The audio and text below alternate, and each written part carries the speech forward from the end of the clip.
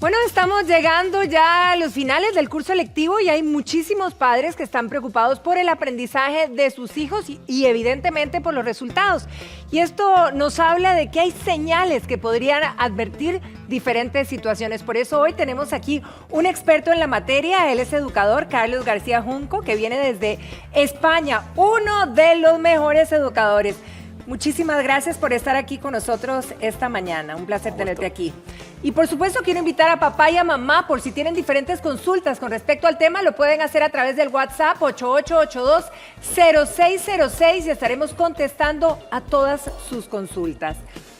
Carlos, ¿por qué a algunos niños y jóvenes, por ejemplo, ¿verdad?, les cuesta poner tanta atención en clase? Bueno, pues aparte de que pueda haber niños que puedan tener una dificultad asociada o un trastorno en relación a la atención, que cada vez se está estudiando más y se está conociendo que existe esa dificultad, pues también yo como docente creo que hay que hacer un poco de análisis propio y observar un poco cómo llevamos a cabo las metodologías en el aula, es decir, utilizar metodologías que sean más motivadoras para el alumnado, que saber que todos los alumnos que tenemos en las clases son diferentes y que cada uno necesita una cosa diferente a los demás, para potenciar esas capacidades que todos tenemos. No sirve la típica clase magistral que se hacía antiguamente igual para todos, sino que hay que intentar focalizar, individualizar un poco y dar a cada uno lo que necesite. Ahora, ¿cuál es tu criterio con respecto a que ahora prácticamente cuando hablamos de que no están prestando atención, todo se califica, ¿verdad? Tiene déficit atencional, déficit atencional. ¿Cuál es tu criterio al respecto, verdad? Porque esto es recurrente. Claro, cuando hablamos de déficits atencionales o de algunos trastornos médicos, por así decir, más que educativos, ahí está la base de un doctor, de un médico que justifique esa medida, o de un psicólogo, no de un experto en la materia. Yo no me creo a esos falsos diagnósticos que haya de las mamás o de los papás, ¿no? Que es como, no, es que mi hijo falla porque... Etiquetado inmediato. Eso es, ¿no? Y entonces sí que existen esas dificultades, pero bajo un diagnóstico y bajo un equipo profesionalizado detrás. Ahora, ¿qué pasa, por ejemplo, cuando en algunos hogares hay chicos que, bueno, son buenísimos en matemática, en los números, pero la mamá o papá se quejan de que, bueno, en estudios sociales le va pésimo, como que no retienen nada? ¿Qué podemos hacer en eso? Porque sabemos que es bueno para uno, pero no para el otro. Pero como todo en la vida, ¿no? ¿Cómo no? No podemos ser buenos en todo. Entonces, en las materias curriculares en la escuela es así también. Entonces, a unos se les dan mejor unas materias, a otros otras, y lo que hay que hacer como profesores es analizar qué capacidades tienen esos alumnos para potenciarlas y aquellas dificultades que tienen, intentar paliarlas, intentar darles la ayuda que necesita cada alumno en cada momento. Por eso yo creo que es súper importante la educación, el que existan también movimiento social y educativo al respecto, que no se quede solo la educación en la escuela, que haya, por ejemplo, jornadas como la que va a haber mañana organizadas por Fundameco, donde va a haber... Que se abra también a la comunidad educativa, que no, que no quede la educación solo en el docente y en el alumno, que involucre a todos, a las familias, al ambiente, a la sociedad, que la educación es parte de todos, ¿no? Y eso es lo que toca, y precisamente inician ya las consultas de nuestras amigas allá en casa, y hay una específica que nos dice que tiene a su pequeñín en segundo grado de primaria, y resulta que va muy atrasado. Ella dice que no sabe leer y escribir al 100%, y que realmente se nota la diferencia con los compañeritos. Y evidentemente el chiquillo está desmotivado, le da pena, ya no quiere ir a la escuela.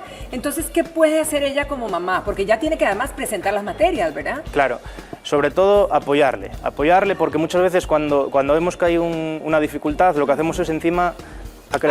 Eso es, achacar, machacar y acrecentar aún más el problema, porque está la dificultad, por así decir, educativa, sumada a la dificultad emocional, que es muy importante. Un niño, si le estamos machacando constantemente con que no sabe, le estamos poniendo una barrera y fijando una barrera ahí donde no va a poder llegar. Entonces tenemos que creer en ellos, potenciarles y ayudarles, es decir, darles lo que necesiten. Si vemos que hay esa dificultad, a lo mejor hay que cambiar la metodología de trabajo y ver de qué manera podemos llegar a tener una solución en ese problema o en esa dificultad que encontramos en ese momento. Ahora, Carlos, hay otra tía en este caso que es la que cuida a sus sobrinos y estudia con ellos y nos dice, también está en primaria, en segundo grado creo yo, y me dice que cuando él está escribiendo y haciendo las tareas, duda muchísimo y pareciera que se olvida de las letras, entonces lo vuelve muy lento, y que entonces ella dice, ¿será que algo está mal? ¿Cómo le puedo ayudar? Claro. Otro de los problemas que vemos en la sociedad es que comparamos, estamos constantemente comparando qué es lo bueno, qué es lo malo, y no existe lo bueno ni lo malo. Sobre todo a nivel educativo, cada niño tiene su ritmo de aprendizaje. Entonces, no podemos creer que un niño con 7 años lleven todos el mismo nivel de aprendizaje. Entonces, a lo mejor en este caso, pues este niño está teniendo una mayor dificultad en este aspecto relacionados con la lectoescritura, pero seguro que tiene otro tipo de capacidades que le van a ayudar a resolver también ese conflicto. Entonces, sobre todo, controlar el nivel emocional, que no dejan de ser niños, que jueguen, que disfruten, que a veces se nos olvida que son niños y que... Sí, que es una etapa maravillosa y hay que combinarla, pero bueno, también como padres nos preocupamos, y aquí tenemos otra mamá preocupada, y vean ustedes, porque es de primaria y de primer grado.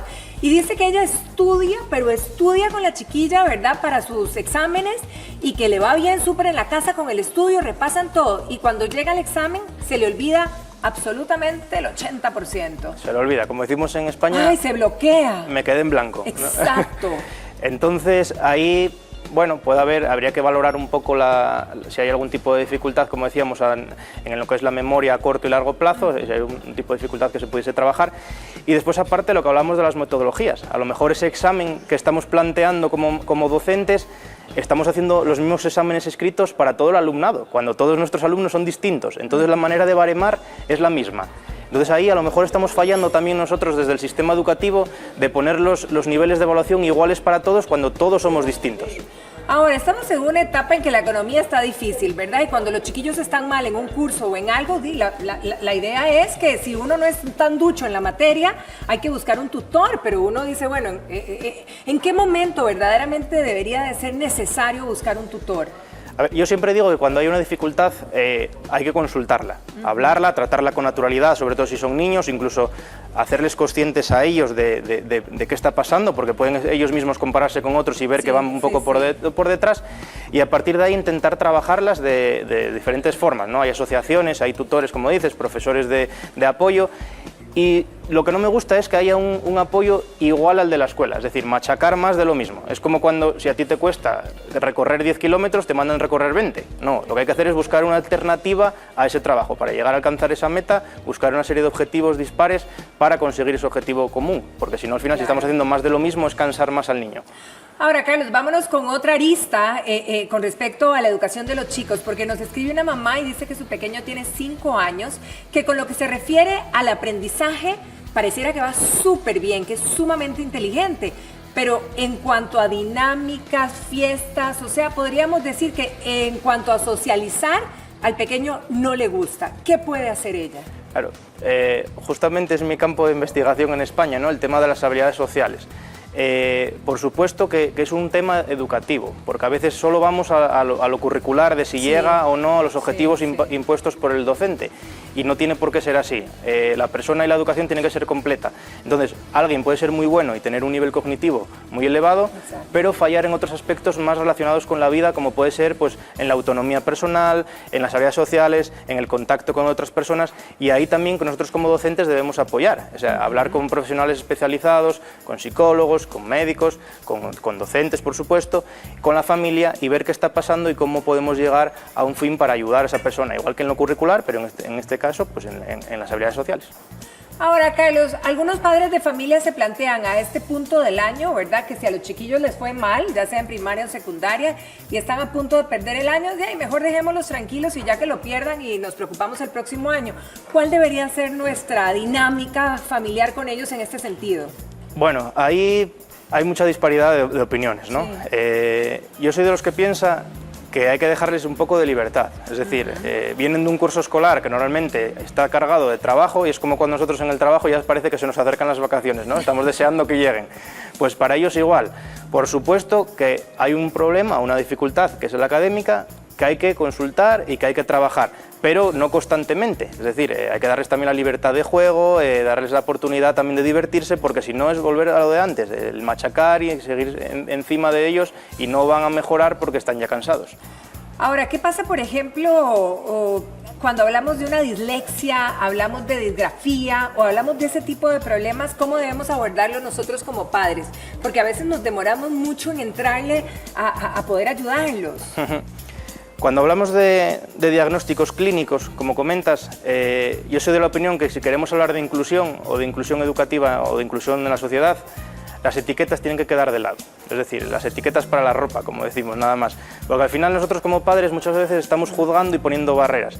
Por supuesto que un diagnóstico va a ayudar al profesional médico, al profesional educativo, a saber cómo solucionar ese conflicto o cómo otorgarle una serie de pautas a la familia para trabajar con él. Pero yo creo que muchas veces las etiquetas lo que hacen más que beneficiar es perjudicar, porque lo que hacemos es juzgar a esa persona y a ponerle una barrera.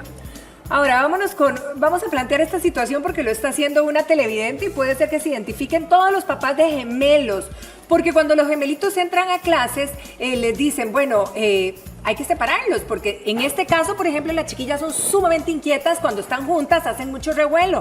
Entonces en la escuela les dijeron, mejor pongámoslas en clases separadas, pero las chiquillas están llorando a mares y dicen que no vuelven a la escuela si están separadas. ¿Cuál es el criterio en este caso, Carlos? Yo, desde mi punto de vista personal, yo no lo separaría. Por ejemplo, en España, de hecho, mellizos, gemelos, se consulta un poco el tema con la familia, se consulta también en el equipo docente y se valora la situación. Yo soy de la particularidad de no separarlos. ¿Por qué? Porque estás cambiando un vínculo afectivo. Es como yo al final también tenía una serie de amigos que si me los cambiaban de clase les echaba de menos y me hacían incluso rabiar o estar más enfadado que si estuviese con ellos, ¿no? Entonces, bueno, yo creo que en ese aspecto es valorable el ver también si ese vínculo es demasiado afectivo, si hay una vinculación extrema y hay que separar o no. Pero también es una manera de que sigan juntos las dinámicas de clase, las mismas metodologías, que ayudan un poco, si hay deberes o exámenes, a llevar el seguimiento también en casa.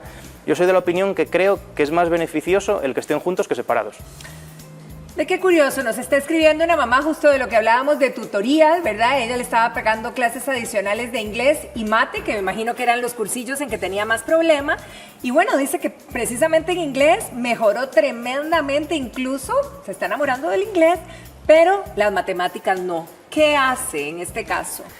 Nada. Pero no queremos queremos que pase el curso. Queremos que pase, por supuesto. A ver, hay que hablar también con ese profesor o esa maestra que da clase de esa materia. ¿Qué está pasando? ¿Por qué suspende?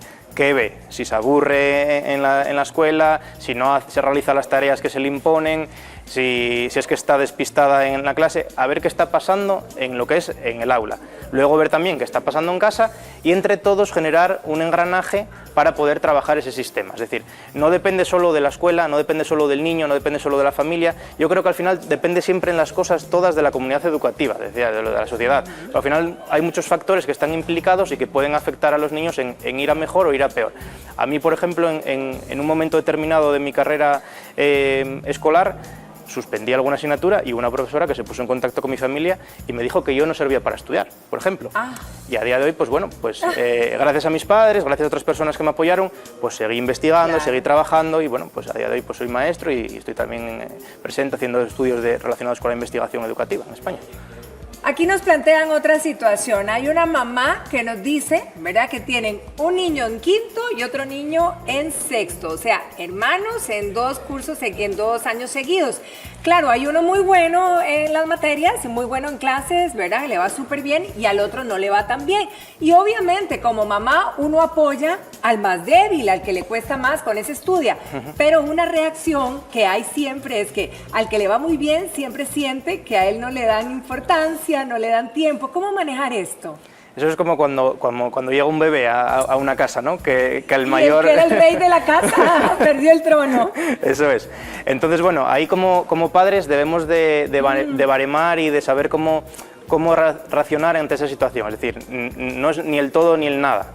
Es explicarles también que, bueno, que esa ayuda, a lo mejor educativa, la necesita más el otro porque somos diferentes, y también potenciar mucho las capacidades que tiene la otra persona, es decir, no reclamar la atención 100% al que va mal a nivel educativo, porque a lo mejor, como decíamos antes, el otro va bien a nivel educativo, pero tiene otra serie de necesidades, a lo mejor en este caso emocionales, porque ve que los papás están haciendo más caso a eso, y eso puede perjudicar a posteriori esa reacción del hermano, ¿no?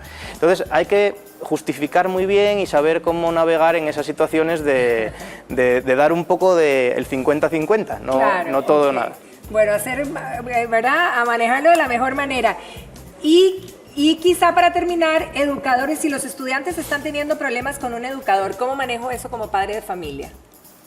Un conflicto entre un educador y un alumno, Como ¿no? que decís que ese profesor no le caigo bien, me va mal. Sí, es la culpa del profe, ¿no? Es la culpa del profe que a mí me vaya pésimo en ese curso, exacto. Ahí lo mismo, hay que volver a sentarse, hay que hablar las cosas, ver qué está pasando, saber una información de primera mano, que muchas veces las familias solo saben la información que llega a lo mejor de sus alumnos y los alumnos ocultan un poco lo que está pasando en la escuela. Y también tener un poco de sensibilidad. O sea, yo creo que como docentes muchas veces nos olvidamos de que somos personas, de que necesitamos también un vínculo afectivo, de que nos digan que eres válido para esto, de que adelante, que tú puedes, y que solo decimos lo malo, ¿no? De sí. Suspendiste, esto va mal, esto no lo haces bien. Y creo que tiene que ser al revés, el potenciar aquellas cosas que hacemos bien para que nos den ganas de seguir trabajando, de seguir haciendo las cosas con fuerza, de seguir adelante, ¿no? Porque si nos están diciendo todos los días lo que haces mal, pues dices, ¿qué hago aquí, en este sistema? Y con esa reflexión terminamos y que esto nos quede tarea a papá y a mamá en todo esto de la educación de nuestros hijos. Carlos, muchísimas gracias por habernos venido a visitar el día de hoy. Muchísimas gracias a vosotros y para mí es un placer estar en este país y también agradecer a Fundameco que me hayan traído a conocer vuestro país y a conocer también vuestro sistema educativo y vuestra realidad. Muchísimos éxitos entonces en todo lo que vayas a hacer aquí en Costa Rica y que lo pases muy bien. Muchísimas gracias. Feliz día para vos y feliz fin de semana también.